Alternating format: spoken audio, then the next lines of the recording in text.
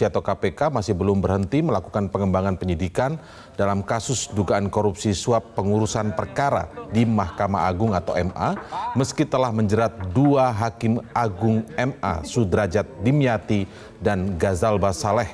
KPK pada 19 Desember 2022 lalu resmi menetapkan tersangka dan menahan Hakim Justisia, Panitera Pengganti Mahkamah Agung Edi Wibowo. KPK menyebut tersangka Hakim Justisia Edi Prabowo menerima uang pemberian suap sebesar 3,7 miliar rupiah dari pengurusan perkara.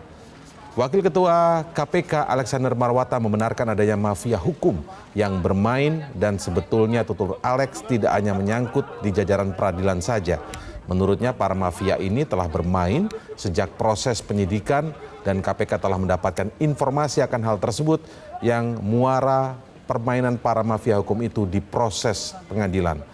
Sebelumnya terkait kasus dugaan korupsi, suap, pengurusan perkara di Mahkamah Agung, KPK total telah menahan 14 orang tersangka, 2 diantaranya merupakan Hakim Agung MA. Pemberantasan Mafia Hukum Polri, Kejaksaan RI terkait SP3 terhadap kasus illegal logging 14 perusahaan.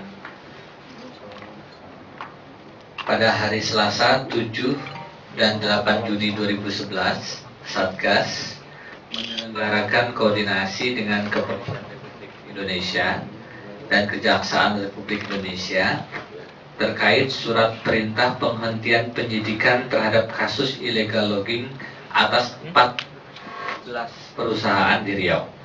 Dari hasil koordinasi tersebut dihasilkan hal-hal sebagai berikut. 1. Hasil kajian Satgas menyimpulkan bahwa terdapat 4 alasan untuk dapat membuka kembali SP3 tersebut.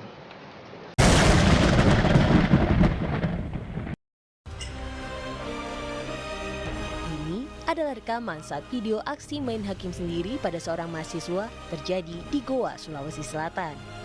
Video ini lantas viral di media sosial. Peristiwa naas ini terjadi pada Senin 10 Desember dini hari. Saat itu, korban Muhammad Kaidir singgah di sebuah masjid di Kampung Jatia, Goa, Sulawesi Selatan untuk beribadah. Karena pintu masjid terkunci, korban mengetuk rumah salah seorang warga. Tak ada respon dari pemilik rumah, korban pun tetap berusaha masuk ke masjid. Pemilik rumah yang mengira korban hendak mengancam menemui marbot masjid untuk mengumumkan jika ada seorang pria yang diduga hendak mencuri. Korban pun menjadi bulan-bulanan masa karena dituduh hendak mencuri kotak amal. Korban tewas akibat luka parah di tubuhnya.